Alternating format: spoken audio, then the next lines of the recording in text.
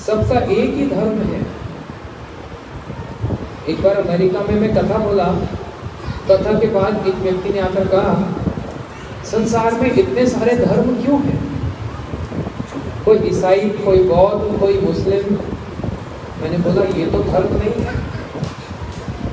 ईसाई की आत्मा, मुसलमान की आत्मा, हिंदू की आत्मा, कोई अलग अलग आत्मा होती है। पूरी भगवत गीता में एक जगह पर भी हिंदू शब्द देखा? पूरी भगवत गीता में अगर आप पढ़ेंगे, कहीं पर यह नहीं लिखा हिंदू। ये भगवत गीता हिंदुओं के लिए क्या? तो इतने सारे ये जो धर्म नहीं है, इतने सारे क्या है? पंथ है, बिलीफ है।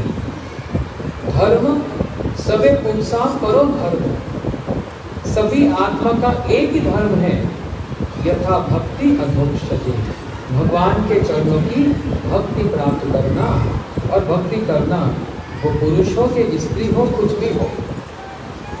अब आप लोग सब सोच रहे होंगे कि इतना कुछ हम भक्ति के बारे में सोच रहे हैं, और गारंटी है पूरे अम्बाला में किसी मंदिर में भक्ति की इतनी विस्तार व्याख्या कहीं पर आप लोगों ने नहीं सुनी है। तो मैं जानता हूँ कुछ माताएं सोच रही होंगी कि ये तो मठ में रहने वाले ब्रह्मचारी, ये तो सीख गए सुनते सुनते। क्या ऐसा भी कोई उदाहरण है कि घर में रहती हुई कोई माता, बच्चों का पालन पोषण करती हुई कोई माता, काम करती हुई, वो भी कोई भक्ति के बारे में बतला सकती है? तो मैं आमंत्रित करता हूँ हमारी ब्रजवाला दीदी, बिंदु दीदी, वो इधर आ जाए। और ये भी देखो, हम ज़्यादा माता है ना यहाँ पर, इसलिए आप देखना, ये भी बहुत विद्वान हैं। इन्होंने तो पीएचडी कर रखी, लेकिन साथ साथ भगवान की और भक्ति के भी प्रवचन करती हैं। घर में बच्चों का पालन पोषण भी करती हैं, घर के सभी कार्य को करती हैं, और साथ साथ भक्ति को भी करती हैं। तो इन्हीं से ही आप सबको भी कुछ प्रेरणा मिले, इसी कारण से मैंने इनको यहाँ पर निमंत्रण दिया। अब 5 मिनट के लिए 10 मिनट कुछ भक्ति के संबंध में रखेंगे।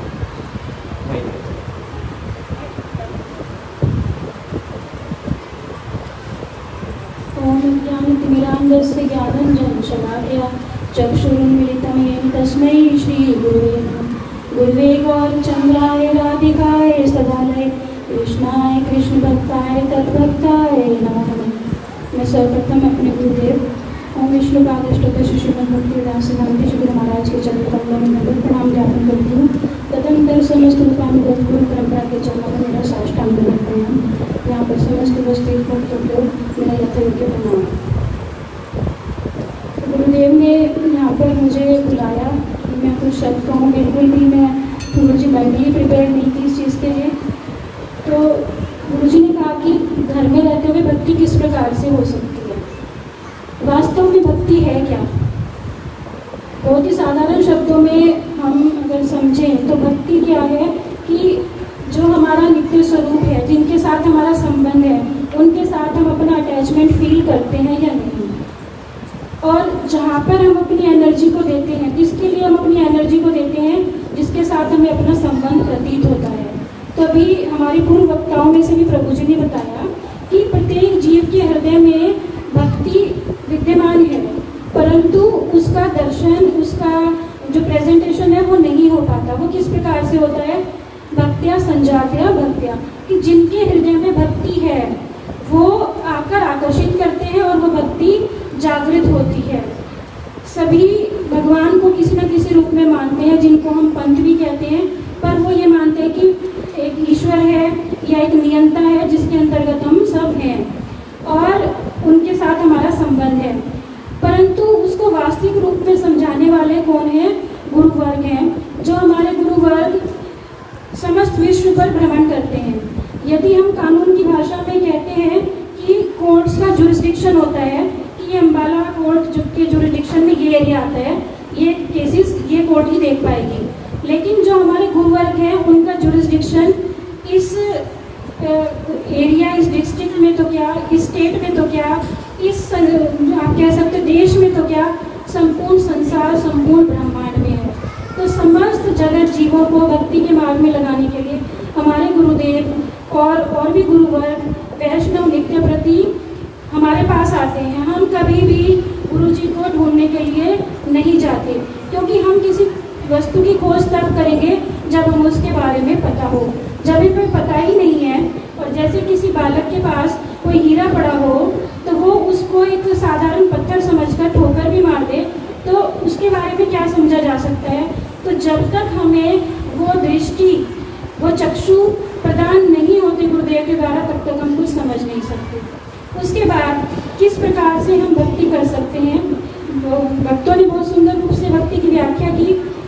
घर में रहते हुए जिनके साथ हमारा नित्य संबंध है, उनको केंद्र में रखते हुए हम अगर अपनी समस्त क्रियाओं का क्रियान्वयन करते हैं तो वही भक्ति है। और हमारे सबसे निकट कौन है? हमें लगता है कि हमारे पति, पुत्र, माता पिता, परंतु ये सब क्या है? ये हमारे शरीर के संबंध है। और हमारी आत्मा का संबंध किसके साथ है? परमात्मा के साथ, भगवान के साथ। तो ये संबंध तो सारे यहीं पर छूट जाएंगे। और जिस समय भी हमें इस वस्तु का भान हो गया तो समझिए कि वो हमारे ऊपर बहुत बड़ी कृपा हुई है। और अगर हम जानकर भी अनजान बने रहे तो हमसे बड़ा मूर्ख कोई नहीं हो सकता। गुरुदेव बताते हैं कि अगर कोई व्यक्ति सोया हुआ है, आप उसको जगाने का प्रयास कर सकते हो, लेकिन अगर कोई आंख मूंद कर लेटा हुआ है, उसको आप कितना भी हिला लो वो उठेगा नहीं। तो हमारी अवस्था इस जगत में ऐसी ही है। हमें कुछ बताया जाता है तो हम क्या कहते हैं? हाँ, मुझे सब मालूम है, मुझे सब पता है। और कोरोना काल में हमने देखा, कल गुरुजी भी वर्णन कर रहे थे, उस समय हम सबको भगवान याद आ रहे थे। कोई भी कष्ट आता है तो भगवान याद आते हैं, परंतु जब हम सुख में होते हैं तो भगवान को भूल जाते हैं। अपने लिए अच्छी अच्छी ड्रेसेस लाते हैं, भगवान को हम भूल जाते हैं। हम बाजार में जाकर इच्छा करते हैं कि मुझे रसगुल्ला खाना है, परंतु अगर हम ये इच्छा करते हैं कि घर में मेरे ठाकुर जी हैं, मैं उनके लिए रसगुल्ला लेकर जाऊं, तो वही हमारी क्रिया भक्ति बन जाती है। ग्रहण हम कर रहे हैं प्रसाद के रूप में, लेकिन वो भक्ति है। जब हर वस्तु के केंद्र में भगवान होंगे तो निश्चित रूप से हमारी क्रिया भक्ति होगी। आप नौकरी पर जाते हैं, धन कमाते हैं, या माताएं घर में सेवा करती हैं, हर क्रिया को आप भक्ति से जोड़ सकते हैं कि आप किस प्रकार से मठ पर भागवत उत्सव हो रहा है या हमें यात्रा में जाना है, हम किस प्रकार से सेवा दे सकते हैं। और हम इसलिए अभी मतलब व्यवसाय या नौकरी करते हैं कि ज़्यादा से ज़्यादा हम सेवा में सहयोग दे सकें। हमारे बड़े महाराज जी कहते थे कि अगर कोई व्यक्ति सेवा के लिए धन भी देता है तो वह भी, उसको भी फल प्राप्त होता है, क्योंकि उसने अपनी एनर्जी वहाँ पर लगाई है। तो अगर हम अपनी एनर्जी को, अपने कार्यकलापों को हम भगवान को, गुरुदेव को समर्पित करेंगे तो निश्चित रूप से जिनसे हमारा शाश्वत संबंध है, कभी ना कभी इस जन्म में, अगले जन्म में, लाखों जन्म के बाद पहुँचेंगे तो वहीं पर, अगर हम इस मार्ग को गुरुदेव के पीछे पीछे पकड़ कर रखें। वांछा कर गुरुदेव के पास पति का नाम पावनेभ्यो वैष्णवेभ्यो नमः। बहुत अच्छा। इन्होंने भी बड़े पते की बात बोली, भक्त संजातया भक्तया। भक्ति के बारे में सुन तो रहे हैं, लेकिन मिलेगी कहाँ से? सदर में मिलेगी तो कौन से बाजार में मिलेगी? तो उन्होंने बतलाया, भक्त के हृदय में ही भक्ति होती है और वहीं से ही हमारे हृदय में संचारित होती है। भक्ति के लिए भगवान के पास जाएंगे तो शायद ना भी मिलेगी, और हमारे आचार्यों ने तो कहा तो मिलेगी नहीं। भक्ति के लिए तो भक्त के पास ही जाया जाएगा। और भक्त संजाते भक्तया, भक्त के हृदय में जो भक्ति है वो ही भक्ति हमारे हृदय में संचारित है। तो बड़े सुंदर रूप से वर्णन किया। इतना आसान है भक्ति करना, कोई मत समझना ये तो ऋषि मुनियों का काम है, सन्यासियों का काम है, हम तो घर में रहते हैं। कितनी अच्छी बात बताई मैंने। हम बाजार में कपड़ा खरीदना जाते हैं, क्या अपने गोपाल जी के लिए नहीं खरीद सकते? हम कुछ खाने के लिए जाते हैं तो मन में ये चिंता नहीं कर सकते घर में हमारे भगवान है, उनके लिए भी कुछ ले चलेंगे। यही जो छोटा सा चिंतन मन में आ गया, बस सीधी सीधी भाषा में यही भक्ति है। उसके लिए ज़्यादा उलट पुलट करने की आवश्यकता नहीं। ऋषिकेन ऋषिकेश सेवनम भक्ति उच्चते। भगवान की सुख में, उनकी सेवा में जो भी मन में विचार आए, सीधी सीधी बात में तो यही भक्ति। बोलो वृंदावन बिहारी लाल की। अभी तो और भी भक्त हैं, लेकिन समय भी बहुत जल्दी बीत रहा है। कल उनसे भी सुनेंगे। अभी एक भजन सुनते हैं और फिर आज का जो विषय है उस पर हम लोग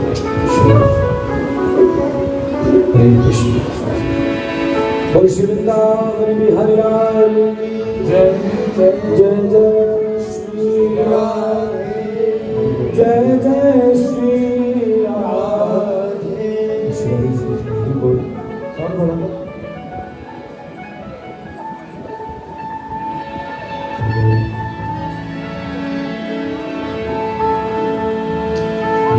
प्रभु मुझे बता दो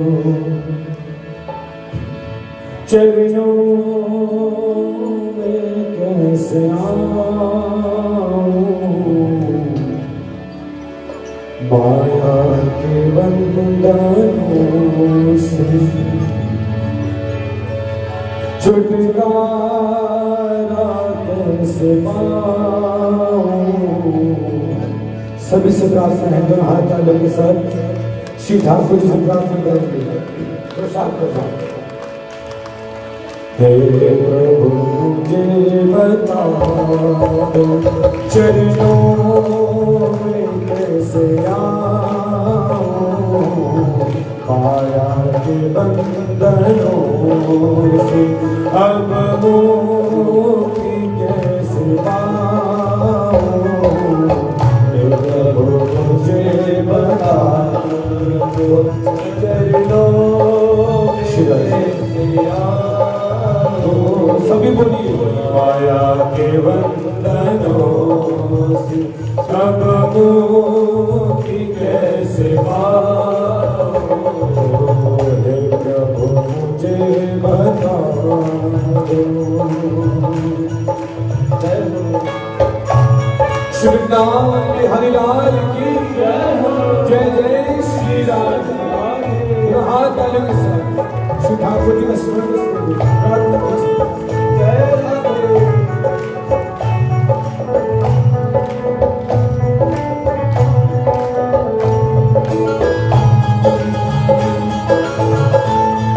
हरि हरि बोल श्री राधे।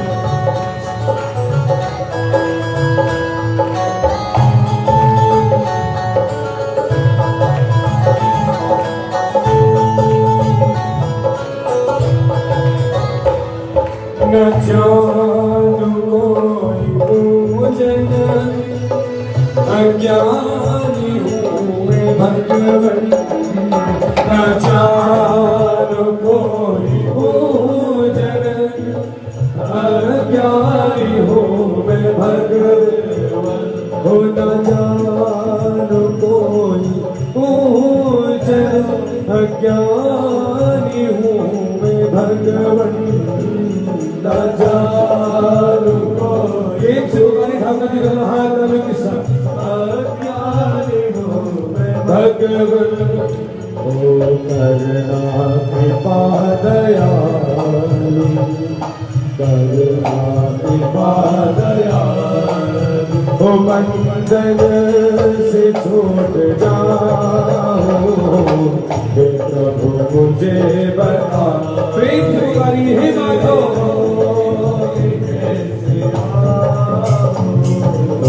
माया के बंधनों से अब मुक्ति कैसे पाऊं।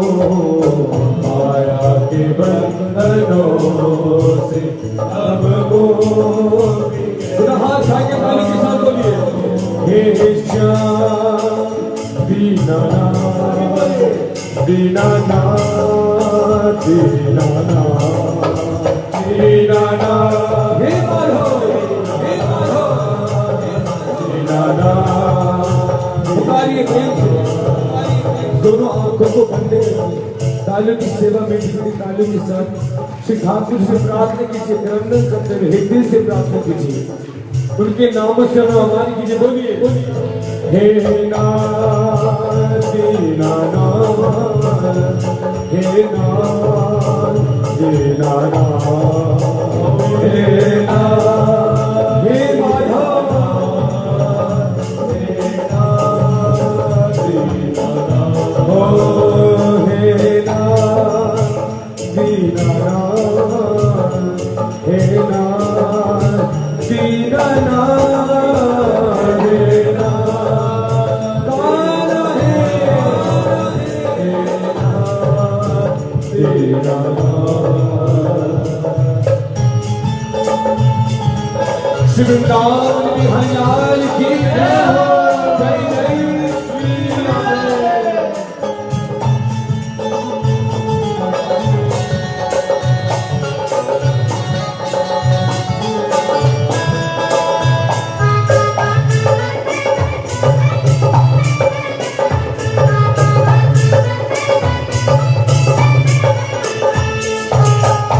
हरि बोल।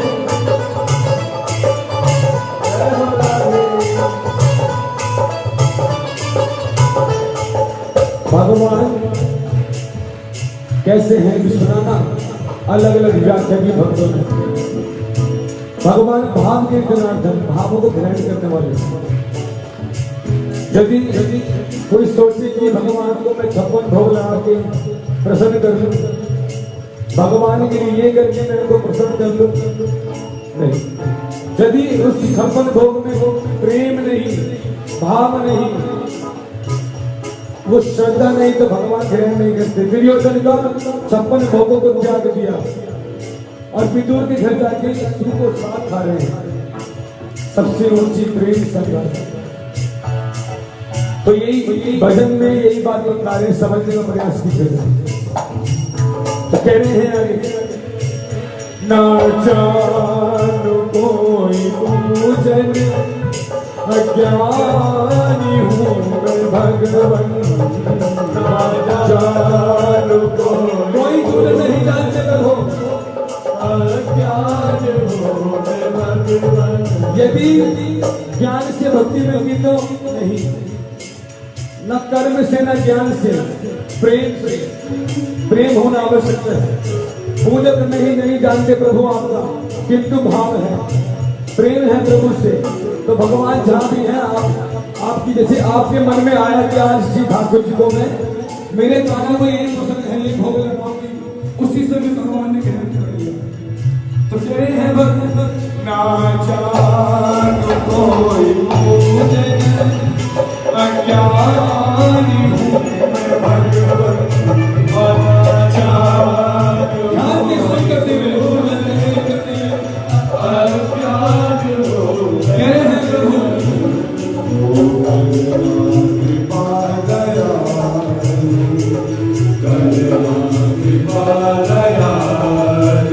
इसे कैसे मैं दिखाऊं, प्रभु मुझे बता।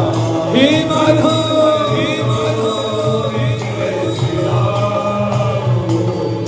माया के बंधनों से अब मुक्ति कैसे पाऊं।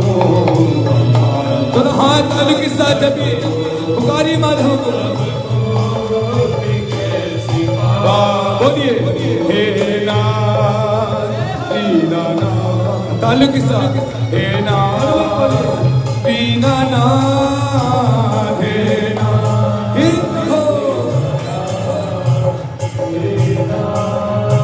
मुझसे बोलिए ओ हे नाथ दीनानाथ, हे नाथ दीनानाथ, हे नाथ दीनानाथ, हे माधव।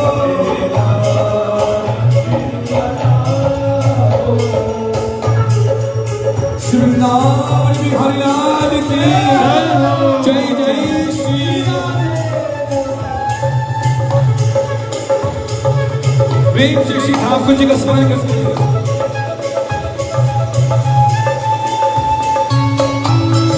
हरि बोल।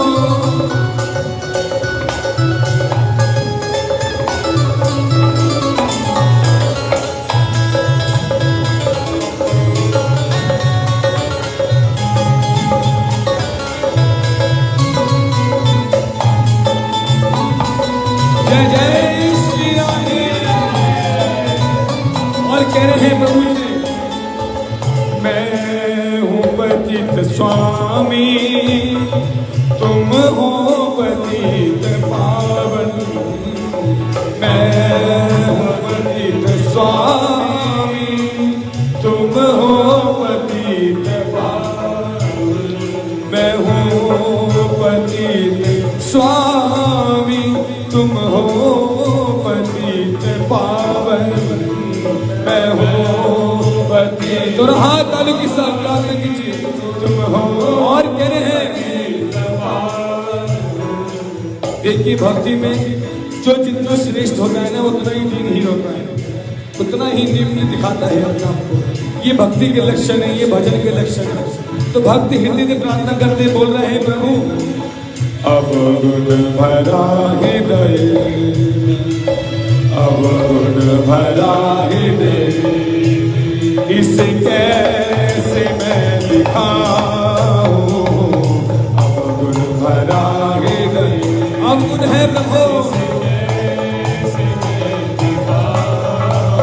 ओ माया के बंधनों से अब मुक्ति कैसे पाऊं। माया के बंधनों, बोलिए मुझसे, बोलिए उस स्वर में, तालु के साथ प्रेम से।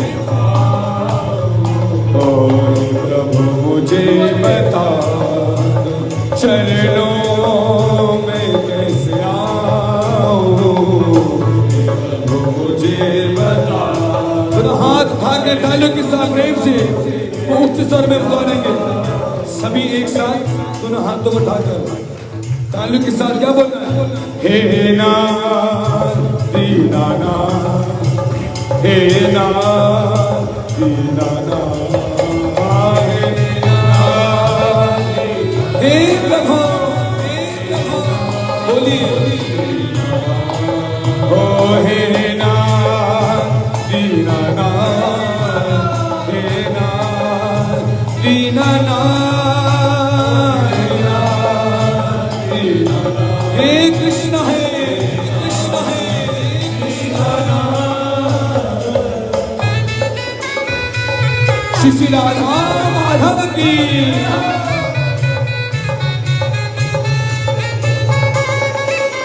हरि बोल।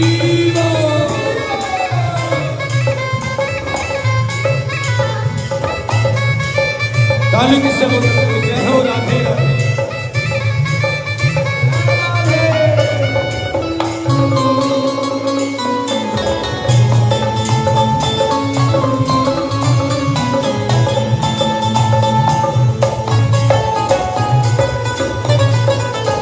जय जय श्री राधे। और देखिए क्या प्रार्थना करेंगे भगवान से। अच्छा हूँ या बुरा हूँ, जैसा भी हूँ तुम्हारा। अच्छा हूँ या बुरा हूँ, जैसा भी हूँ तुम्हारा। हो अच्छा हूँ या बुरा हूँ, जैसा भी हूँ तुम्हारा। अच्छा हूँ या बुरा। बोलिए प्रभु को स्मरण करते हुए तालु के साथ कह रहे हैं, प्रभु ठुकराओ ना मुझे, अब ठुकराओ ना मुझे, चरणों से झुकाओ। ठुकराओ ना मुझे, हे माधव,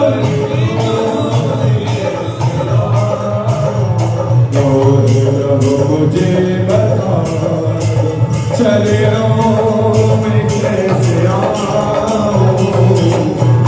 मुझे मुझसे बताइए जरा, हाथ तालु के साथ भगवान का स्मरण करके तालु के साथ बोलिए,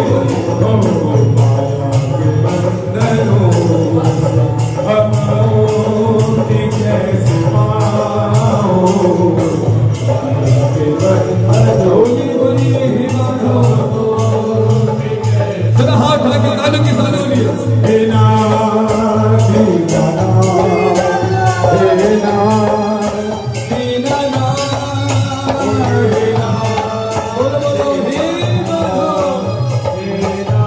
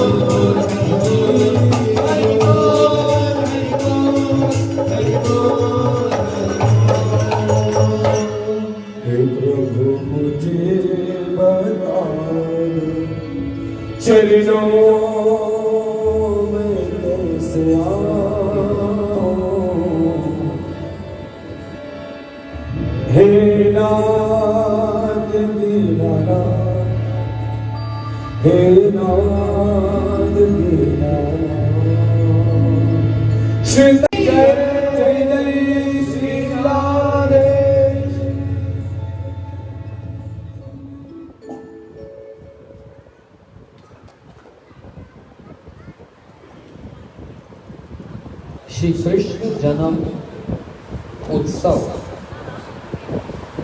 श्रीमद् भागवत जी में, श्रीमद् भागवत जी का आरंभ ही, कहने का श्रीमद् भागवत जी का जो सबसे पहला अक्षर है वो जन्म ही है। जन्मादस्य यतः। आज भागवत जी का ये चतुर्थ दिवस का उत्सव, जिसको श्री कृष्ण जन्म उत्सव कहा गया। श्रीमद् भागवत जी में दो ही उत्सवों का वर्णन हुआ है। पहली बात तो भागवत जी का प्रथम शब्द ही जन्म से आरंभ होता है। किसका जन्म? उसका जन्म जो अजन्मा है, और उसका जन्म जो स्वयं गीता में अपना परिचय देते हुए कहते हैं कि जन्म कर्म चामे दिव्यम। मेरा जन्म और मेरा कर्म, मतलब मेरी जो लीलाएं हैं वो साधारण नहीं, दिव्य है। इसलिए साधारण इंद्रियों से वो ग्राह्य वस्तु नहीं, समझने वाली वस्तु नहीं है। तो एक तरफ भगवान गीता में कह रहे हैं जन्म कर्म चामे दिव्यम, दूसरी तरफ ये भी कह रहे हैं मैं अजन्मा हूं, मेरा न जन्म होता है ना मेरी मृत्यु होती है। तो बात समझ नहीं आ रही। आप स्वयं कह रहे हैं गीता में मैं अजन्मा हूं, और वही गीता में आप कह रहे हैं मेरा जन्म और कर्म दिव्य है। आप क्या कहना चाहते हैं? भगवान ये कहना चाह रहे हैं कि जैसे संसारिक लोगों का जन्म होता है, मेरा जन्म ऐसा नहीं होता। संसार में किसी शिशु का, बालक का जन्म होता है तो रजोगुण और तमोगुण क्रिया से जन्म होता है।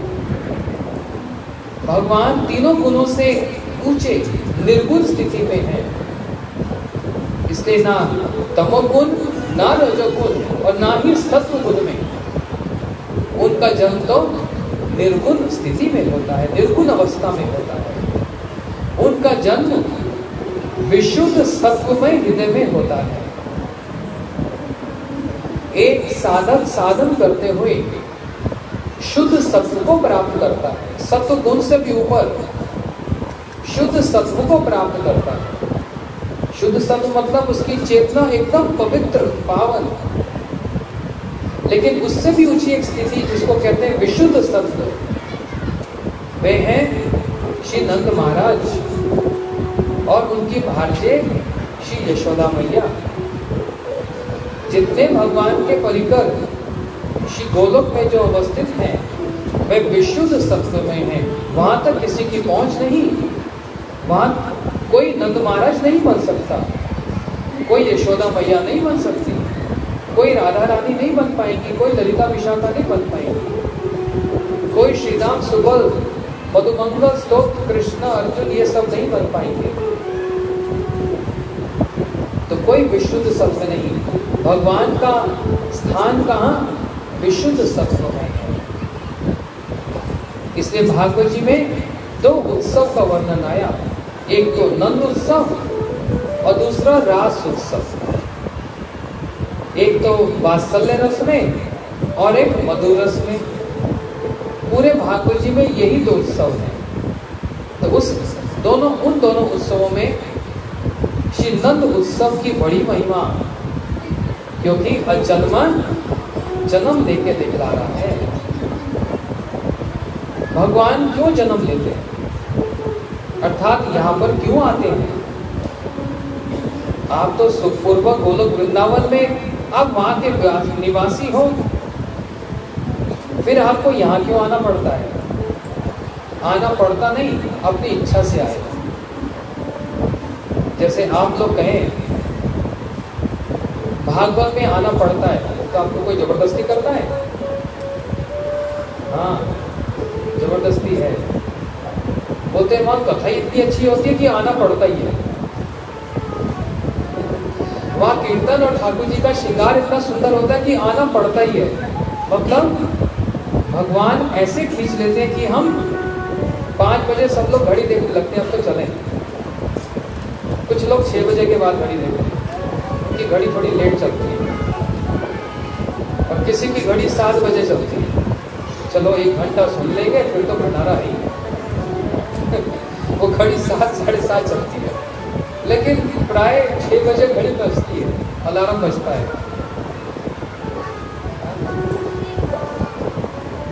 भगवान भी घड़ी पहनते हैं। देखा कभी? जयपुर में जाइए, वहां पर राधा गोपीनाथ जी का मंदिर है, बड़ा अद्भुत दर्शन है, और भगवान हाथ में घड़ी पहने हुए। अब बहुत से कारण है घड़ी क्यों पहनते हैं, बहुत से कारण। एक तो सारी खबर रखते हैं, कौन सा भक्त कितने बजे आता है, तो आज देरी से क्यों आई, पूरी नजर दृष्टि रखते हैं। और अब मेरे को यहाँ से दूसरे स्थान पर जाकर मेरे सखा मेरी प्रतीक्षा कर रहे हैं, उनके पास जाना है, मेरी गोपियां, अरे बड़े कारण है घड़ी पहनने के। अब उसकी व्याख्या में नहीं जाएंगे, लेकिन भगवान का गोलोक वृंदावन से इस पृथ्वी पर आने का कारण, उसमें एक मुख्य कारण है, एक गौण कारण है। जैसे आप लोग घर से आए भागवत सुनने, ये है मुख्य कारण। लेकिन रास्ते में सब्जी वाला मिल गया तो चलो 1-2 सब्जी ले ही चले, तो सब्जी लेने तो नहीं निकले थे, निकले तो भागवत सुनने के लिए। तो ये होता है मुख्य कारण और गौण कारण। श्री भगवान जी का भी इस धराधाम पर आने का अर्थ एक मुख्य है, एक गौण है। ध्यान से सुनना। गौण कारण क्या है, पहले गौण सुनते हैं। गौण मतलब समझते हैं, बात समझ आई? गौण का मतलब क्या होता है? दूसरा कारण, पहला नहीं, साधारण भाषा में सेकेंडरी। वो ये कि जो भगवत गीता में कह दिया, यदा यदा हि धर्मस्य ग्लानिर्भवति भारत, जब जब धर्म की ग्लानि होती है, मैं आके पुनः धर्म की स्थापना करता हूँ। और कह रहे परित्राणाय साधूनां विनाशाय दुष्कृताम्, साधुओं को परित्राण करने के लिए और जो असुर हैं उनको वध करने के लिए मैं इस पृथ्वी पर आता हूँ। ये जितने भी कारण भगवान बतला रहे हैं, स्वयं बतला रहे गीता जी में, ये सारे दूसरे कारण हैं, गौण कारण, ये मुख्य कारण नहीं। कैसे? अब इसी को थोड़ा मंथन किया जाए। कह रहे हैं यदा यदा ही धर्मस्य, मैं धर्म की स्थापना करने आता हूँ। सुना ना आप लोगों ने सभी?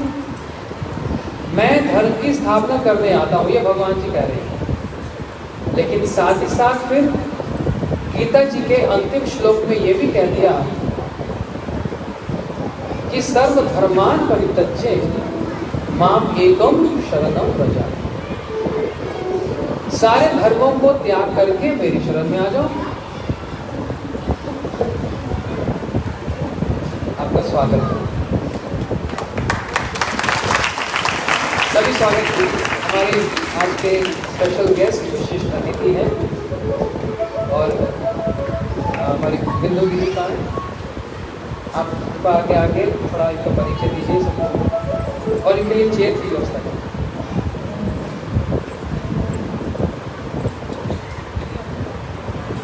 देखो आज भागवत जी के बीच में आज 4th डे चतुर्दिन की कथा में जहाँ कृष्ण जन्म उत्सव को हम लोग मना रहे हैं, हमारे बीच में बहुत विद्वान और बहुत ही हम्बल और कथा सुनने के कारण ये यहाँ पर आए हैं। हम सभी मिलकर इनका स्वागत करते हैं। आप परिचय दीजिए सबसे। आज हमारे मध्य में हमारे सौभाग्य से उपस्थित CJM chief judicial magistrate district legal services authority Ambala से उपस्थित हैं और मैंने एक हमारे किसी और प्रोग्राम के सिलसिले में बात हो रही थी और बहुत ही अनौपचारिक रूप से मैम को निमंत्रित किया और मैम ने एक बार में एक्सेप्ट कर लिया कि हाँ मैं ज़रूर आऊँगी और कल की बात है और उन्होंने आज के लिए आना स्वीकार कर लिया। हम उनके बहुत बहुत धन्यवाद प्रकट करते हैं। और दो शब्द में और यहाँ पर बोलना चाहूँगी गुरुदेव की आज्ञा से कि हम सभी जो समाज की विभिन्न संस्थाएं हैं वो एक कोऑर्डिनेशन में कार्य करती हैं।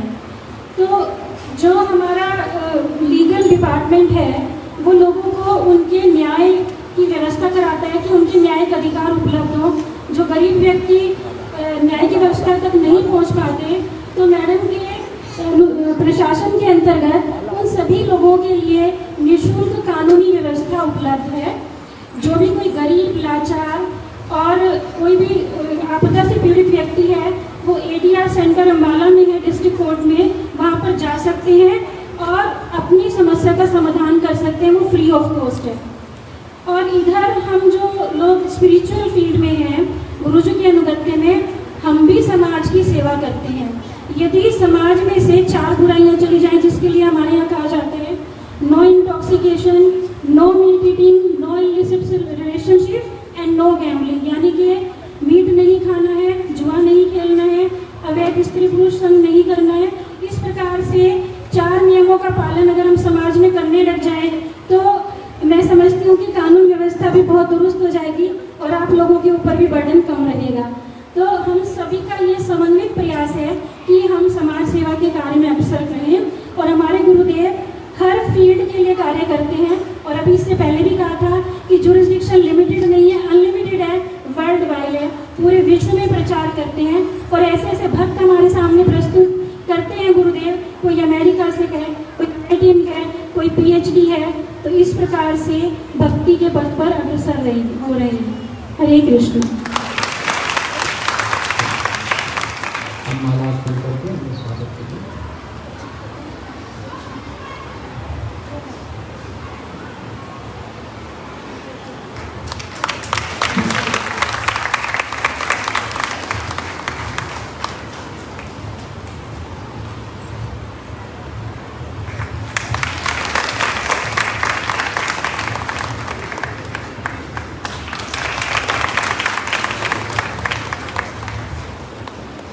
आप कुछ कहना चाहेंगे?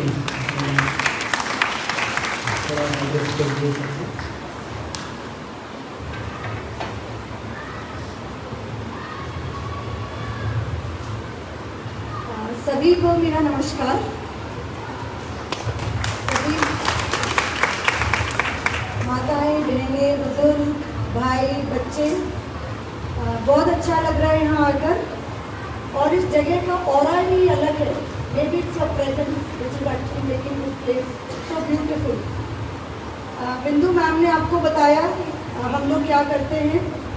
मैं प्रोफेशन से जज हूँ, I am a judicial magistrate. So कुछ भी जितनी माताएं बहनें यहाँ बैठी हैं, किसी को किसी तरह की दिक्कत है, you can come to us and will definitely help you.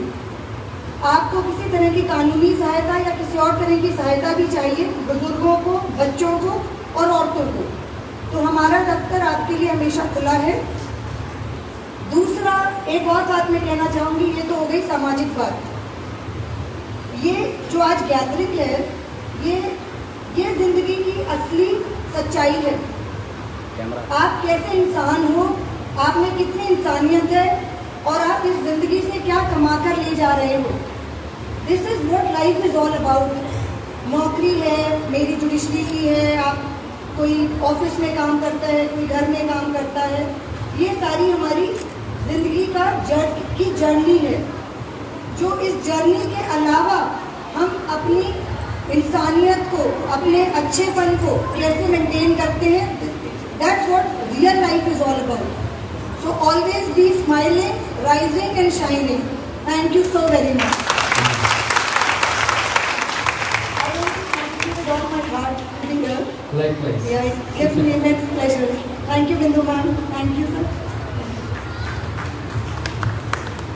देखो कितनी बड़ी बात कर रही है। इनका जो काम है आप लोग समझ ही गए होंगे, निःशुल्क सेवा। किसी को कोई परेशानी है, कोई परेशान कर रहा है या परेशान हो रहे हो, या आप किसी को परेशान कर रहे हो वो भी इनके पास जाकर कुछ सहायता दे सकते हैं। और जो भी लॉ एंड ऑर्डर है हमारा देश का, उसके दायरे में ये जितना सबकी सहायता कर सकते हैं उतना ही करने का पूरा प्रयास कर रहे हैं और करते रहेंगे। ऐसे हमारे देश में जो जज हैं, जो मजिस्ट्रेट हैं, हम उनको नतमस्तक होते हैं कि वो हमारी कितने प्रकार से हमारी सहायता करते हैं। किसी ने मुझसे एक प्रश्न किया था, मैं एक बार फ्लाइट में था, अमेरिका जाना था, तो मेरे साथ में कोई एक बुजुर्ग बैठे थे, तो उन्होंने देखा मैं माला जप कर रहा हूँ, तो कहने लगे आप तो मेरे बेटे के समान लगते हो, कुछ कहूँगा तो बुरा नहीं मानोगे। मैंने कहा 15 घंटे की डायरेक्ट फ्लाइट है, कोई चिंता नहीं, कोई चर्चा शुरू करते हैं। तो यहाँ से न्यूयॉर्क जा रहा था, तो कहने लगे देखो आपकी उम्र भी कम लग रही है, आज से 6-7 साल पुरानी बात है, इससे अच्छा तो आप मिलिट्री ज्वाइन कर लेते, सैनिक बन जाते। देखो आपने कपड़े भी एक यूनिफॉर्म पहन रखी है, सैनिक भी कपड़े ऐसे पहनते हैं यूनिफॉर्म वाले, कम से कम घर बार छोड़कर, सारे संबंध छोड़कर देश के बॉर्डर पर खड़े होते हैं और देश की रक्षा करते हैं।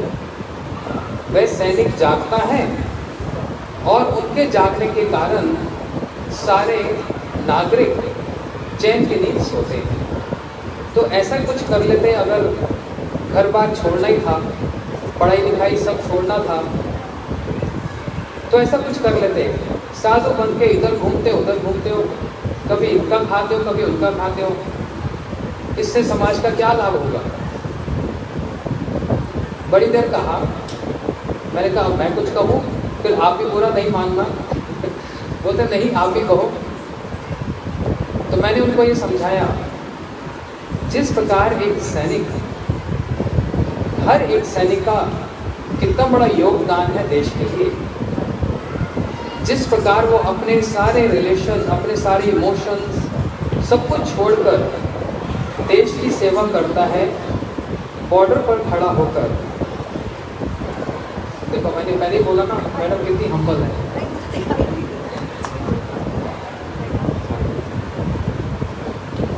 तो जैसे एक सैनिक देश की इतनी सेवा करते हैं, बॉर्डर पर खड़े होकर शत्रु से, जो शत्रु देश है जो आक्रमण करेगा उससे देश की रक्षा करते हैं, उनका योगदान है, मैं उनको नतमस्तक करता हूँ। परंतु आप ये समझो, हम भी सैनिक से कम नहीं हैं। वो बॉर्डर पर खड़े होकर पूरे देश के सीमा की सुरक्षा करते हैं, और हम लोग देश के भीतर रहकर देश में जो एक संयम है, जो धर्म के कारण या कहो भय के कारण पाप करने से जो हम डरते हैं, उससे थोड़ा एक भय लगता है कि नहीं ये पाप करूंगा तो सजा मेरे को ही होगी। उस धर्म का एक संयम, एक बैलेंस बनाकर हम लोग स्थान स्थान पर जाकर युवा पीढ़ी, जो नई जनरेशन है या फिर जो पुरानी जनरेशन है, सबको हम लोग क्या करते हैं, इंस्पायर करते हैं, उनको प्रेरणा देते हैं अपने प्रवचन के माध्यम से, अपने आचरण से, अपने कंडक्ट से और अपनी साधारण भाषा में उनको समझाते हैं कि देखो समाज में बैलेंस बनाकर चलो, अपना काम भी करो और साथ साथ भगवान का नाम भी करो। तो ये जो एक भय है, ये तो एक प्रारंभिक स्थिति, एक फर्स्ट स्टेज है, भगवान से डर कर रहना। लेकिन ये कोई भय वाली, ये डर वाली कोई चीज नहीं है। इसलिए गॉड फेयरिंग नहीं, गॉड लविंग। भगवान से डर कर ये कोई डरने की चीज है, ये तो प्रेम करने की वस्तु है। लेकिन इसका पहला सोपान, जो पहली सीढ़ी है, वो यहीं से आरंभ होती है कि हाँ, मैं इससे डर के रहूँगा, मैं कभी कुछ गलत नहीं करूँगा। इतना भी यदि समझ आ जाए तो समाज में तो अपने आप ही बैलेंस हो गया, क्राइम अपने आप ही कम हो गया। तो कितने रोल एक जो साधु, जो सच्चा साधु है, वो बहुत सारे रोल प्ले करता है समाज में। नियम कानून भी बनाकर रखता है और पूरे देश के अंदर इंटरनल जो सिक्योरिटी है उसको भी बनाकर रखता है। कैसे? धर्म के द्वारा। जब उन्होंने भाषण सुना तो प्रशंसा की, बोलते अब मैं समझा कि आपका काम भी सैनिक जैसा ही है, वो बॉर्डर पर और आप इंटरनल सिक्योरिटी, आप अंदर के समाज को बैलेंस बनाकर रखते हैं। और ऐसे करने से क्राइम भी कम होगा।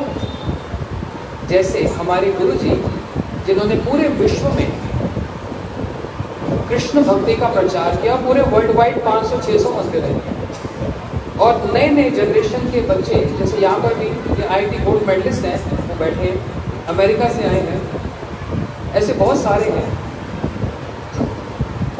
तो उनसे एक प्रश्न किया गया, जब इतना प्रचार हुआ, सब लोग जो पहले नशे में पड़े रहते थे, ड्रग्स लेते थे, नंगे सड़कों पे घूमते रहते थे, जब उन्होंने लेक्चर सुना, भाषण सुना और उनका जीवन जब बदल गया और पूरे संसार में कृष्ण भक्ति की लहर गूंजने लगी, तो जितने उनके ईर्ष्यालु, जो एनवियस थे, कुछ समाज के लोग, कुछ उनके माता पिता, सबने उन पर केस कर दिया कि हमारे बच्चों को उल्टी शिक्षा देते हैं, हमारे बच्चे सब गंजे हो जाते हैं और तिलक धारण करते हैं और सारा दिन हरे कृष्णा जप करते हैं, हमारे बच्चे सब बिगड़ गए।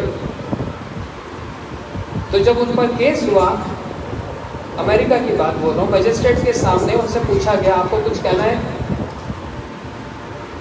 आप पर यह इल्जाम है कि आप बच्चों का ब्रेन वॉश करते हैं।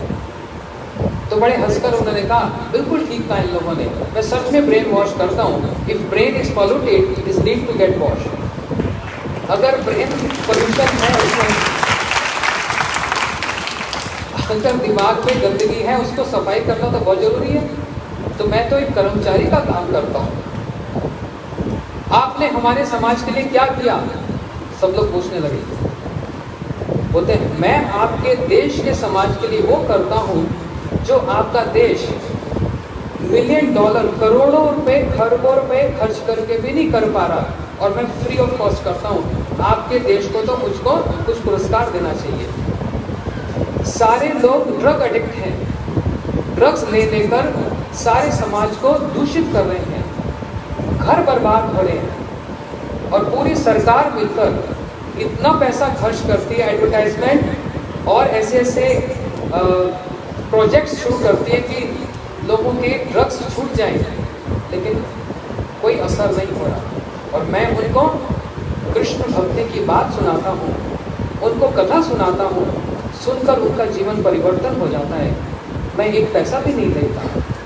इसलिए इतने सारे बच्चे वहाँ पर, लड़के लड़कियाँ, नए नए मतलब नई जनरेशन के, वे सब ड्रग्स को छोड़कर, नशों को छोड़कर, और जो नंगे घूमते थे, सभ्य व्यक्ति की तरह समाज में रहने का वो पूरा प्रयास कर रहे हैं। और ऐसा उनका जीवन परिवर्तन हो गया कि आज वो एक लड़का भी 10 लड़कों को और प्रचार करके, प्रीच करके उनको भी सही मार्ग पर ला रहा है। मैंने क्या गलत किया? मैंने कोई क्राइम नहीं किया, मैंने तो आपके देश की सेवा की है। आपके देश का आपका देश मुझ पर ऋणी है। ये सुनकर मजिस्ट्रेट ने भी खड़े होकर उनके लिए क्लैपिंग किया, ताली बजाई, और उन पर कोई भी क्राइम प्रूफ नहीं हुआ। ऐसे बहुत सारी बातें। हमारे गुरुजी लंदन गए, वहाँ के कुछ और पंथ के लोगों ने उन पर अटैक किया। अटैक किया मतलब आप भारत से आए हो, भारत का जो प्रचार है भारत में ही करो। ये ब्रिटेन है, यहाँ पर क्रिश्चियनिटी का प्रचार होगा, तो आप अपने देश लौट जाओ। आप हमको ये मत सिखाओ, ये हिंदू धर्म है। तो उन्होंने बड़े मुस्कुराते हुए कहा, धर्म तो एक ही है, बिलीव्स अलग अलग हैं, आत्मा का एक ही धर्म है। आत्मा तो मुसलमान, हिंदू और ईसाई नहीं है।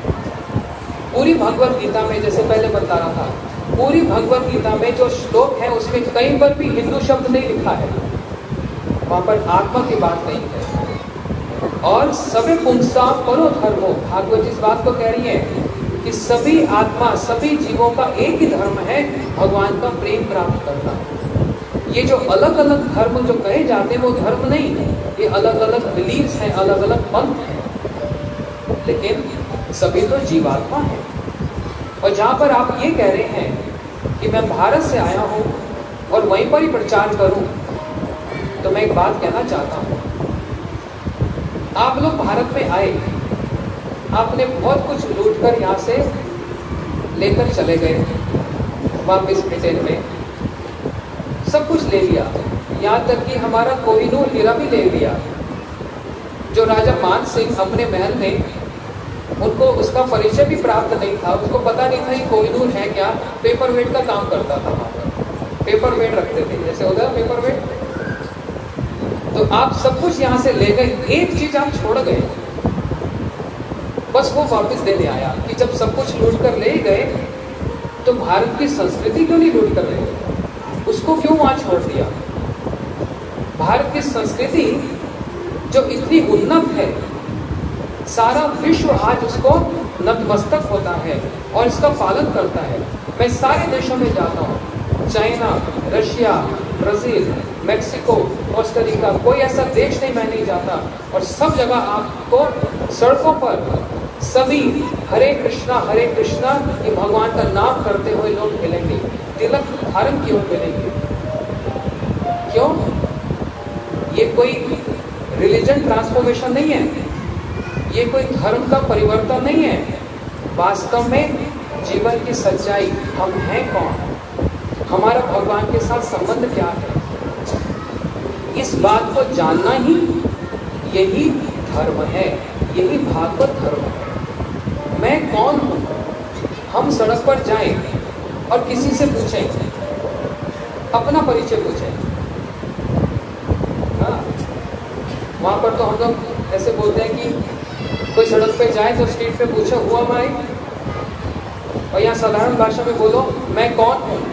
आप किसी से मिलो और बोलो मैं कौन हूँ, कहेगा आप तो पागल हो, ये बात पूछ रहे हो मैं कौन हूँ। आप ये पूछो आप कौन हो। ये प्रश्न पागलों वाला लगता है, लेकिन स्पिरिचुअल वर्ल्ड में, आध्यात्मिक क्षेत्र में यही प्रश्न बड़ी ग्रेविटी रखता है। मैं कौन हूँ, मुझको सब पता है, ये मेरा देश, ये मेरा समाज, ये मेरा परिवार, ये मेरा घर, ये मेरी डेजिग्नेशन, ये मेरी उपाधि है, सब कुछ मेरा मेरा सब पता है, लेकिन मैं कौन हूँ ये नहीं पता।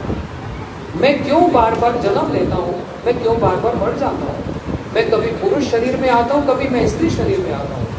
वास्तव में मेरी आइडेंटिटी क्या है, हु एम आई, मैं हूँ कौन, और भगवान आप कौन है।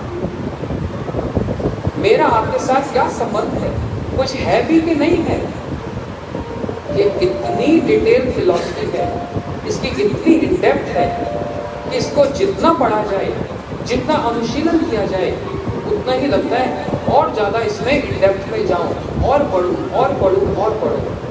और जितना पढ़ते हैं उतने सारे पर्दे खुलते चले जाते हैं, तब जीवन की सच्चाई पता लगती है। सच में मेरी उपाधि क्या है, मेरी डेजिग्नेशन क्या है। मैं देश का राजा हूँ, मैं देश का मिनिस्टर हूँ, मैं देश का प्रेसिडेंट हूँ, लेकिन वो उपाधि कब तक रहेगी, जब तक ये मेरा शरीर है। और अगले जन्म में तो मैं वही डॉक्टर बन के तो नहीं आऊँगा, फिर से मेरे को फ्रॉम द वेरी स्क्रैच पढ़ना पड़ेगा। इसलिए इन सारी उपाधियों से ऊपर की एक उपाधि है कि मेरा भगवान के साथ संबंध क्या है, मैं उसको जानूं। जहाँ पर लॉ एंड ऑर्डर की बात है, मैडम तो जज हैं, ये मेरे से ज़्यादा जानती है, मैं तो कुछ नहीं जानता, मैं तो लॉ का एल भी नहीं जानता। लेकिन सबसे बड़ा जुडिक्शन तो यमराज जी का है ना, सबसे बड़े मजिस्ट्रेट तो यमराज जी है।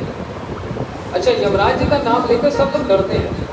मान लो अगर मैडम भी 5-6 पुलिस वालों के साथ आए, सब लोग भैया क्या हो गया, कहेंगे मंदिर में पुलिस आ गई जी, पुलिस आ गई तो क्या कोई खतरा हो गया, इतना डर क्यों है। ऐसे ही यमराज जी का नाम लेके सब डरते हैं, नहीं शाम के टाइम में तो बिल्कुल नहीं लेना चाहिए, क्योंकि वो सजा देने वाले हैं। नहीं, ये गलत धारणा है। मजिस्ट्रेट सजा देने वाला नहीं होता है, वो न्याय देने वाला होता है, पूरा न्याय देता है, पूरे नियम के अनुसार, कानून के अनुसार। ऐसे यमराज जी से डरने की क्या जरूरत है, वो न्याय देते हैं। किसका न्याय, हमारे कर्मों का न्याय। लेकिन उससे भी बड़ी एक जुडिक्शन है। अब मैं तो लॉ ज़्यादा नहीं जानता, मैडम मेरे को करेक्ट करेंगे। अगर ये किसी को सजा दे दे और वो व्यक्ति अपील करे सुप्रीम कोर्ट में, तो ओवररूल हो सकता है, राइट। सुप्रीम कोर्ट भी ऑर्डर कर दे, फिर भी एक बचता है। अगर प्रेसिडेंट लिख दे, होता है ना, तो सुप्रीम कोर्ट का भी ओवररूल हो जाता है। मैं तो सिर्फ गेस किया, मैडम हाँ कह रही तो मान किया। तो प्रेसिडेंट की अथॉरिटी, लेकिन वो भी ऐसे थोड़ा लिख देंगे, वो भी तो सोच विचार करके कुछ लिखेंगे। सुप्रीम कोर्ट का ऑर्डर भी ओवररूल हो जाता है। ऐसे ही यमराज जी का ऑर्डर कोई ओवररूल नहीं कर सकता, लेकिन उनसे ऊपर भी एक अथॉरिटी है जिसके अंडर यमराज जी भी काम करते हैं। वो क्या है, भगवान है। उनका जो एक ऑर्डर है वो अगर पास हो जाए तो यमराज जी भी उनके आगे हाथ जोड़ लेते हैं। जैसे ये तो एक साधारण एक लेवल की बात कर रहा था। अब जो भगवान की जो पास टाइम जो लीला कहते हैं, उसके अनुसार एक बात कह देता हूँ। श्री कृष्ण अपने गुरु जी के आश्रम में पढ़ने गए। कहाँ पर, उज्जैन में, आजकल जिसको उज्जैन बोलते हैं, सांदीपनि मुनि जी का आश्रम। और 64 दिन रहकर उन्होंने 64 विद्याओं को सीखा। और ये तो होता ही है कि गुरु जी से सीखने के बाद गुरु दक्षिणा देनी पड़ती है।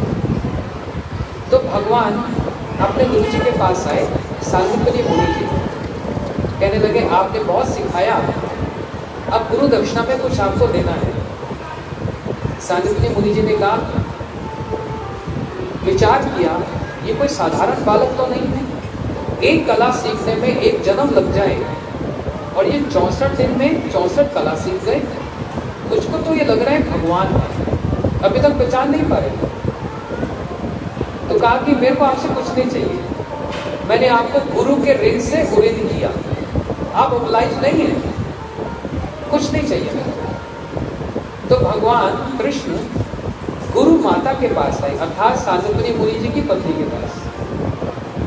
माता, आपने भी हमको बहुत कुछ सिखाया, तो गुरु दक्षिणा तो बनती है, कुछ आपको दूं तो कहिए। तो गुरु माता ने कह दिया, हाँ कृष्ण, मेरा एक पुत्र था, समुद्र में स्नान करने गया, लेकिन समुद्र ने मेरे पुत्र को खा लिया, वो मर गया। मेरे मरे हुए पुत्र को वापस ला सकते हो? अब ये तो इम्पॉसिबल है, ये तो असंभव है। कोई मरा हुआ वापस आता है कभी? कृष्ण कहने लगे, हाँ मैं आपको वचन देता हूँ, मैं लेकर आऊंगा। भगवान समुद्र के पास गए और बड़े क्रोध से समुद्र को बोला, ए समुद्र, मेरे गुरु जी के पुत्र यहाँ पर आए होंगे और तुमने उसको निगल लिया, वापस लाओ। समुद्र कहने लगे, नहीं मैं नहीं जानता वो कहाँ है। हाँ आए जरूर थे, और मेरे पानी में, मेरे जल में एक असुर है, एक डीमन है, उसका नाम पंचजन्य है, हो सकता है उसने निगल लिया हो। भगवान जल में गए, उस असुर को मार दिया, पेट पेट फाड़ दिया, कहीं भी गुरु पुत्र नहीं मिले। सोचा इधर उधर क्या ढूंढना, सीधा यमराज जी के पास ही जाए, क्योंकि वहीं पर जाते हैं सब। यमराज जी के पास जब गए, यमराज जी खड़े हो गए, ये तो भगवान आ गए, और हाथ जोड़कर उनको प्रणाम किया, और सीधा ही भगवान ने कह दिया, मेरे गुरु जी के पुत्र जो मर गए हैं उनको वापस लाओ।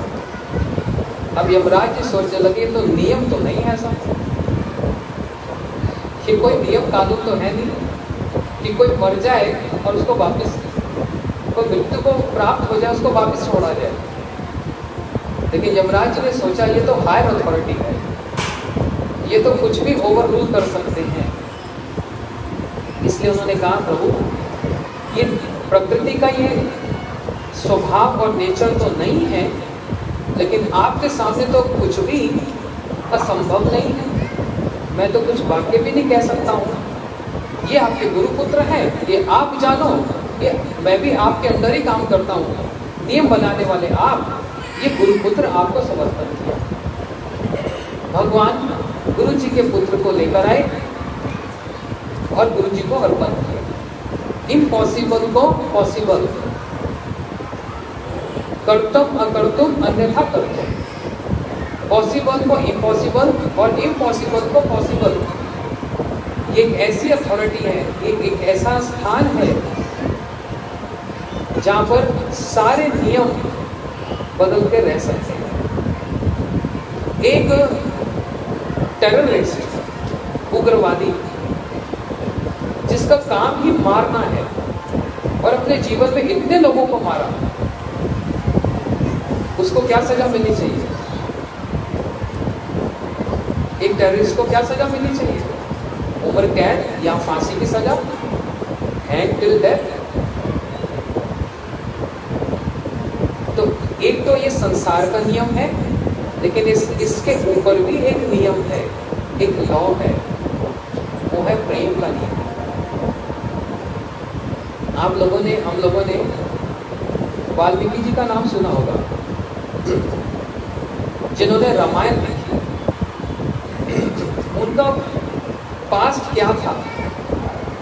इतने लोगों को मारा था, इतने लोगों को मारा था कि कुएं के कुएं भर गए स्केलेटन से। इतने लोगों को मारा। क्या ऐसा व्यक्ति को कोई क्षमा कर सकता है? इनको सजा मिलनी चाहिए कि नहीं? लेकिन जब नारद जी, जब गुरु जी उनके पास आए और उनको थोड़ी सी कुछ बात कही, काउंसलिंग की, भाषा में कहेंगे उनकी काउंसलिंग जब की, वो सुनकर उनके जीवन में इतना बड़ा ट्रांसफॉर्मेशन हुआ।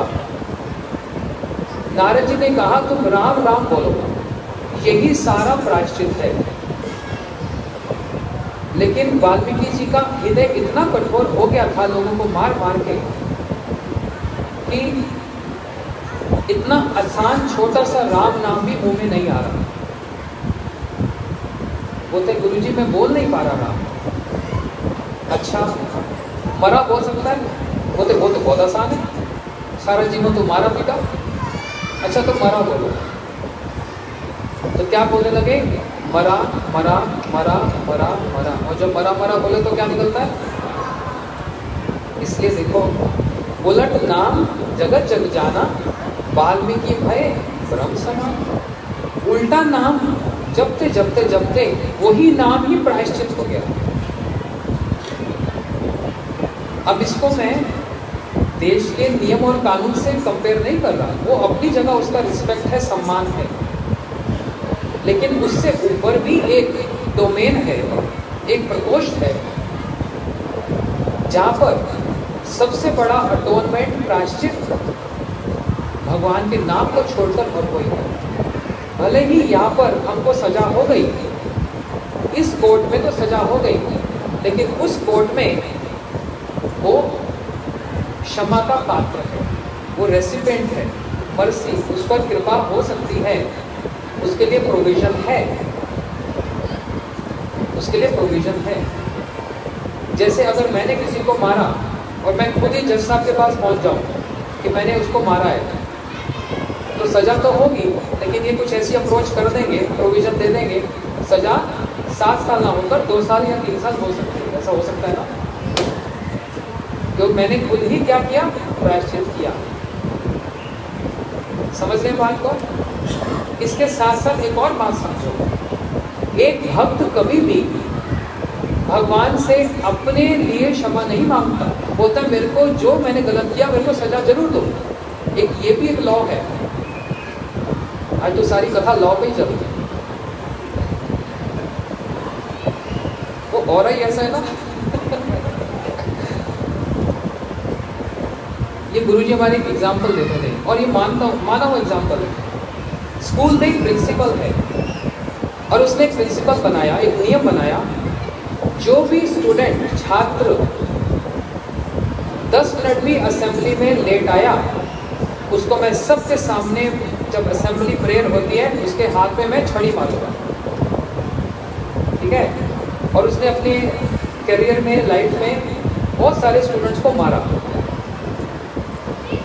इसकी अपनी पत्नी बीमार पड़ गई प्रिंसिपल की, और इनका अपना ही बेटा स्कूल में पढ़ता है।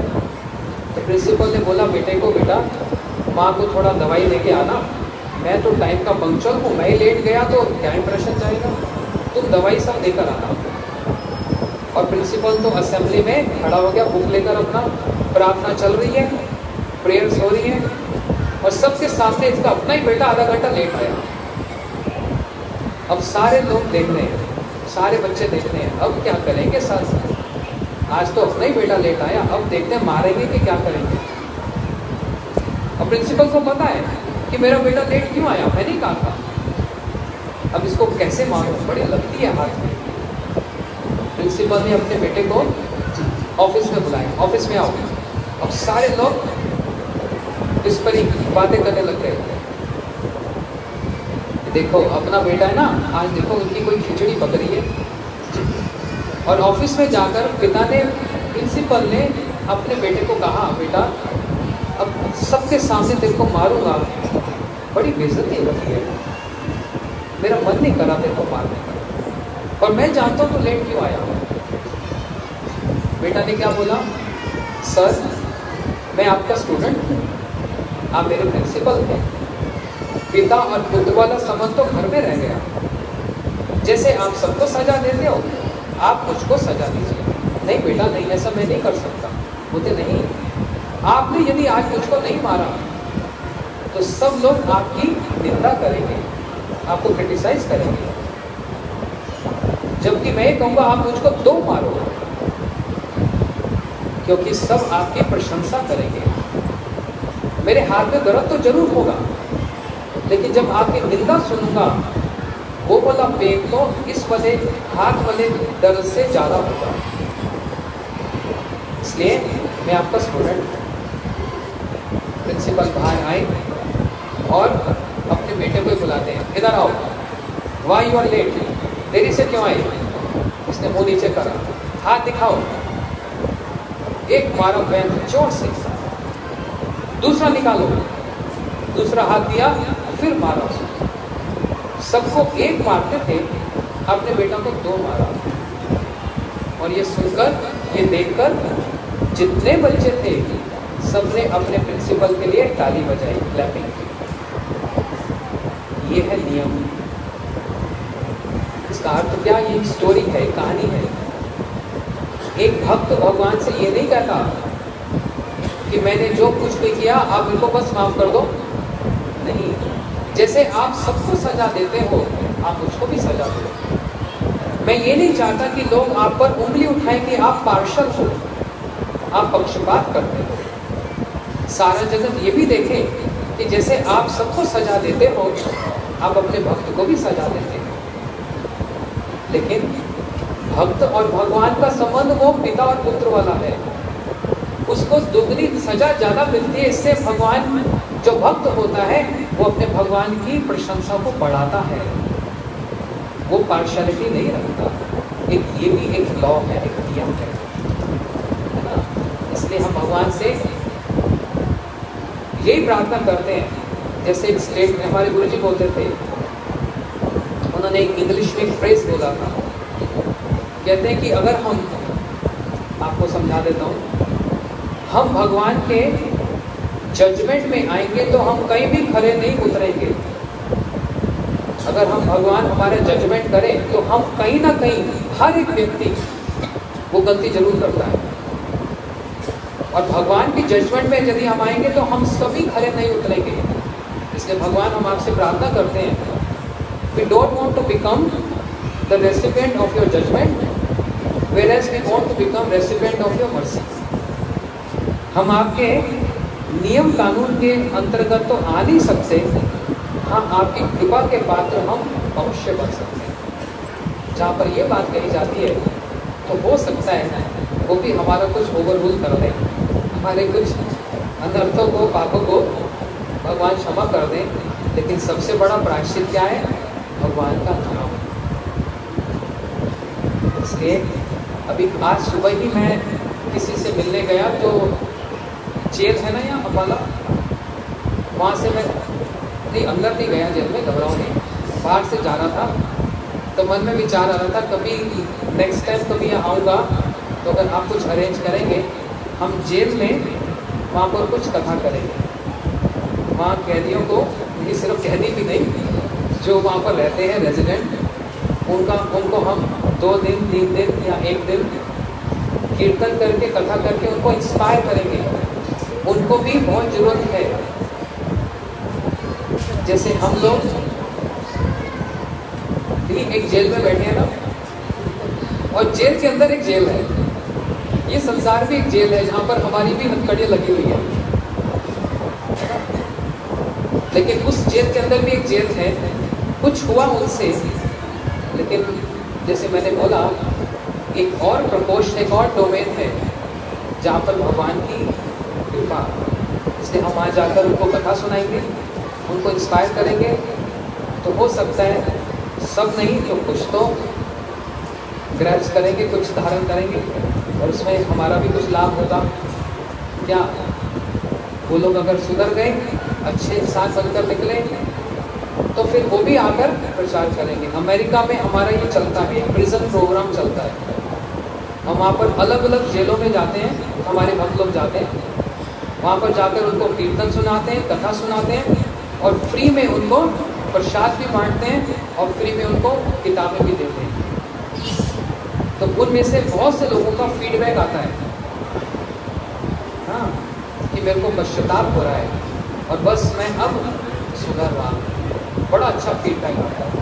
तो ऐसा कभी कुछ होगा तो हम उसके लिए तैयार हैं। आज समय बहुत हो गया। आज कृष्ण जन्म की कथा कह रही थी मेरे को, लेकिन मैं तो समझता हूँ कृष्ण जन्म हो ही गया ना। इतनी अच्छी अच्छी हमने कथा सुनी, भगवान के नियम कानून और उनका प्रेम, और नियम कानून से भी कुछ ये सारी बातों को हमने सुना। लेकिन 5 मिनट और लेता हूँ, क्योंकि मेरा टाइम 8 बजे तक का था, क्योंकि आज का जो नियम है उसको पूरा करना है। मथुरा में वसुदेव और देवकी जी का विवाह हुआ। कंस अपनी बहन देवकी से बड़ा प्रेम करता है, लेकिन जब रथ पर बिठाकर ले जा रहा है और उसी समय आकाशवाणी हुई कि कंस देवकी की 8वीं संतान तेरे मृत्यु का कारण है, अभी तक तो कंस बड़ा प्रेम जता रहा था, लेकिन जब ये सुना तो तलवार लेकर अपनी बहन को ही मारने के लिए आगे आया। वसुदेव जी ने हाथ पकड़ लिया और कंस ने देवकी वसुदेव जी को जेल में कारागृह में बंद कर दिया, जेल में बंद किया मथुरा में। और वहीं पर देवकी और वसुदेव जी के यहाँ पर 6 संतान हुई, जिनको कंस ने मार दिया। और 7वीं जो संतान देवकी जी थी, वो गोकुल में जो वसुदेव जी की पत्नी रोहिणी जी, उनके अंदर ट्रांसफर हो गया। डिटेल में मैं कल सुनाऊंगा, अभी मैं बहुत फास्ट चल रहा हूँ, थोड़ा जल्दी चल रहा हूँ। डिटेल में हम कल फिर सुनेंगे इसमें क्या फ़र्क पड़ता है। अगर आप कहें, कोई पूछे ये सब जो आप बोलते हो ये तो ऐसा लगता है कोई कॉमिक्स है, किसने लिख दिया। लेकिन एक बात समझे, जैसे हमारे देश का कॉन्स्टिट्यूशन है वो भी किसी ने लिखा, और हम सब लोग अबाइड हैं, हम सब लोग उस कॉन्स्टिट्यूशन को पालन करते हैं, करना ही पड़ेगा। हमारी लॉ बुक्स हैं, उसको हम पालन करेंगे ही करेंगे। ऐसे ही श्रीमद् भागवत जी, भगवद गीता, ये हमारी लॉ बुक है, और ये मैन मेड नहीं है, ये किसी मनुष्य ने नहीं बनाई, ये साक्षात भगवान से निकली हुई वाणी है, जो वास्तव में लॉ बनाते हैं, और वो कभी लॉ को क्रॉस नहीं करते। बहुत स्पेशल सर्कमस्टेंस में वो लॉ को ओवर रूल करते हैं। बहुत एक कोई ऐसा सर्कमस्टेंस होता है और उसके पीछे भी कोई कारण होता है। जैसे मैंने कल अनाउंस किया था, मैं जगन्नाथपुरी जा रहा हूँ कुछ लोगों को लेकर, और कोई आप में से भी जाना चाहता है, मैडम अगर चलना चाहती है तो चले। 4 धाम में एक धाम है जगन्नाथपुरी धाम, और उसमें उसकी बहुत महिमा है, उसका बहुत दर्शन का महत्व है। जगन्नाथपुरी में जगन्नाथ जी का दर्शन सारा संसार उनको देखने आता है, लेकिन वहाँ पर एक लॉ है, ओनली हिंदूज आर अलाउड, सिर्फ हिंदू अंदर जा सकते हैं और कोई नहीं। यहाँ तक कि हमारी कोई प्रधानमंत्री भी वहाँ गए थे, उनको भी रोक दिया गया था, उनको भी रोक दिया गया था। लेकिन ये तो एक नियम बनाया, लेकिन अगर कोई मुसलमान, कोई ईसाई, कोई भक्त हो तो क्या उसको भगवान से दूर किया जा सकता है? भगवान नियम तोड़ते नहीं। और ऐसे जगन्नाथपुरी के हिस्ट्री में, इतिहास में ऐसे कितने भक्त जिनका जन्म मुसलमान परिवार में हुआ, लेकिन हरे कृष्णा राम नाम जप करते हैं और जगन्नाथ जी से बड़ा प्रेम करते हैं। लेकिन जो एक नियम बनाया, एक लॉ बनाया गया, भगवान उसको तोड़ते नहीं। वो भक्त अंदर नहीं आ सकता क्योंकि नियम है, लेकिन भगवान कहते हैं मेरा तो कोई नियम नहीं, मैं तो बाहर आ सकता हूँ। ठीक है, कोई अंदर नहीं जा सकता, लेकिन प्रेसिडेंट तो कहीं भी जा सकते हैं। हम उनको मिलने नहीं जा सकते, हमारी अप्रोच नहीं है, लेकिन अगर वो यहाँ पर आ जाए तो कोई रोक सकता है? तो वो जगन्नाथ जी स्वयं चलकर बाहर आ गए उन लोगों के लिए जो अंदर नहीं जा सकते, लेकिन उन्होंने नियम को नहीं तोड़ा। उन्होंने ये नहीं कहा कि नहीं सबको अंदर आने दो, नहीं, ये तुमने नियम बनाया, कोई कारण है, कोई लॉ बनाया, लेकिन मेरे को तो कोई नियम नहीं चलेगा, मैं इंडिपेंडेंट हूँ, स्वतंत्र हूँ। इसलिए जगन्नाथ जी स्वयं चलकर बाहर आ गए उनके लिए जो अंदर नहीं जा सकते। ये भी फिर एक लॉ की बात आ रही। हमारे गुरु जी के गुरु जी के गुरु जी, लगभग आप समझ लो 1840 की बात है, जो हमारे फाउंडर हैं, संस्थापक हैं, हमारी फिलॉसफी, हमारे ये सारे लॉ बुक्स के, वो 1840 में मैजिस्ट्रेट थे ब्रिटिश रूल में। उनका नाम था भक्ति विनोद ठाकुर, मैजिस्ट्रेट थे वो उस समय के। इसलिए आज तो सारा दिमाग में मैजिस्ट्रेट और लॉ ही चल रहा है। आज उसी पर ही हमने थोड़ा सा वर्णन किया, आज समय हो गया। बाकी कृष्ण जन्म की कथा और ये सब हम लोग कल फिर से सुनेंगे। और मैं फिर से बहुत आभार प्रकट करता हूँ, आप यहाँ पर आए, ये मंदिर की शोभा और बढ़ गई। हरे कृष्ण। Thank you. अच्छा, कुछ अनाउंसमेंट?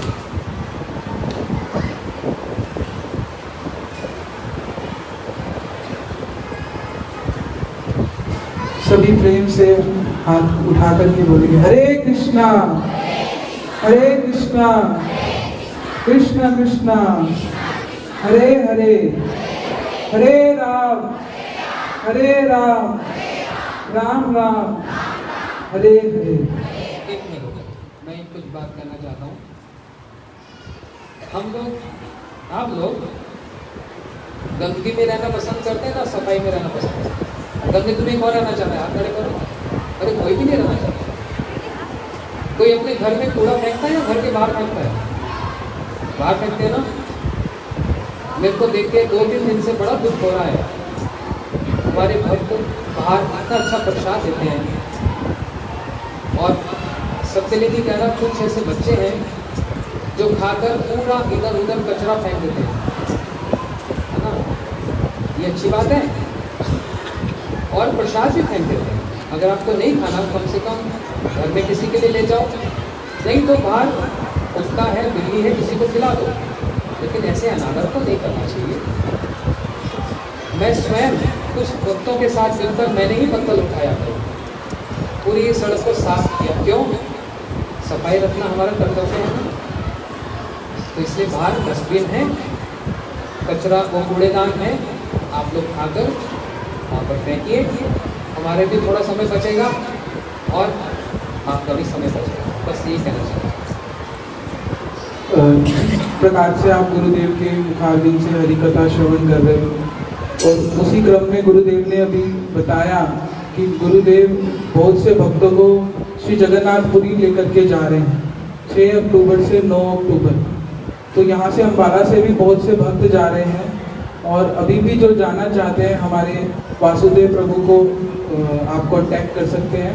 सारी डिटेल्स आप उनसे ले सकते हैं। कुछ लोग फ्लाइट से जा रहे हैं, कुछ लोग ट्रेन से जा रहे हैं, तो आपकी जैसी इच्छा आप जा सकते हैं। और बहुत से भक्त हैं जिनको ग्रंथ से, जिन्होंने बहुत प्रकार की सेवाएं की हैं, तो उनको ग्रंथ रूपी आशीर्वाद गुरुदेव से लेंगे। सर्वप्रथम मैं प्रार्थना करूंगा डॉक्टर सुखदा जी से कि वो आएँ और अपने साथियों के साथ आएँ और गुरुदेव से ग्रंथ रूपी आशीर्वाद प्राप्त करें।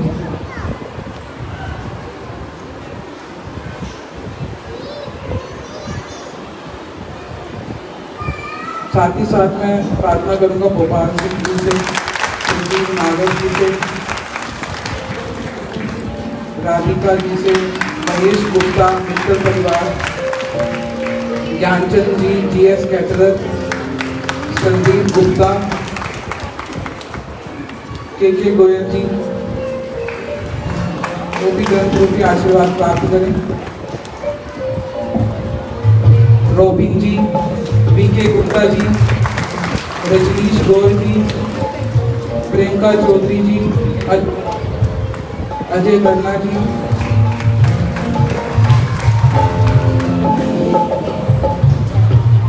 साथ ही साथ मैं प्रार्थना करूंगा डॉक्टर सुखदा जी से कि वो आज आरती के लिए स्टेज पर आए और ठाकुर जी की आरती करें।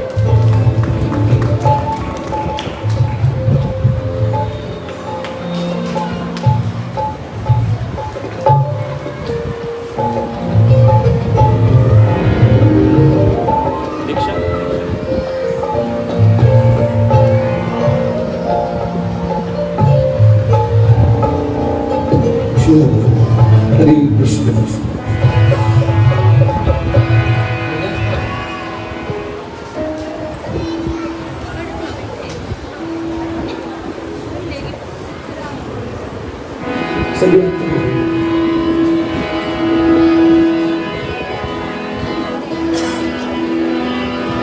जय राधा माधव कुंज बिहारी, जय राधा माधव कुंज बिहारी, जय राधा माधव कुंज बिहारी, जय राधा माधव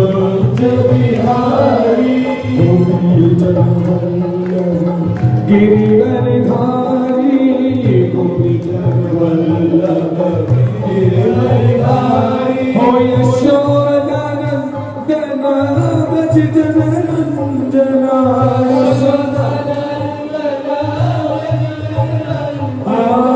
यमुना तुरव चारी यमुना तुरव चारी हो जयो राधा कुंज बिहारी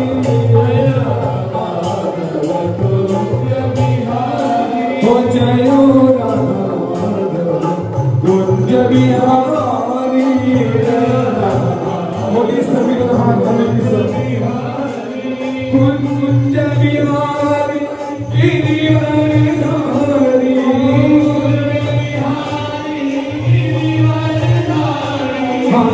कुंज बिहारी गिरिवरधारी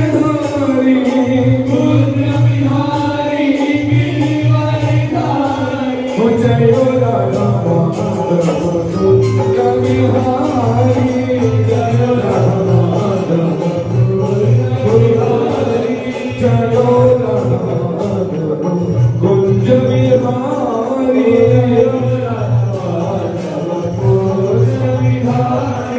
हरे कृष्ण कृष्ण कृष्ण हरे हरे हरे राम राम हरे हरे हरे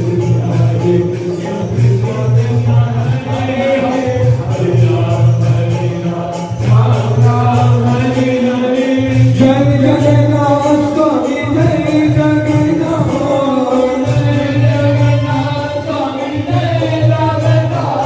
ओ हरे कृष्ण कृष्ण कृष्ण हरे हरे हरे राम राम राम हरे हरे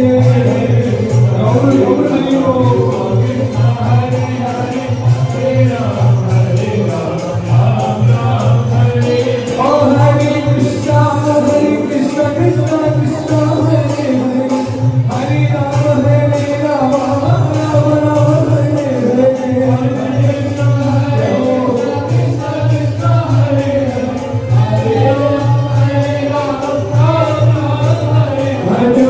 कृष्ण कृष्ण कृष्ण हरे हरे हरे राम राम हरे हरे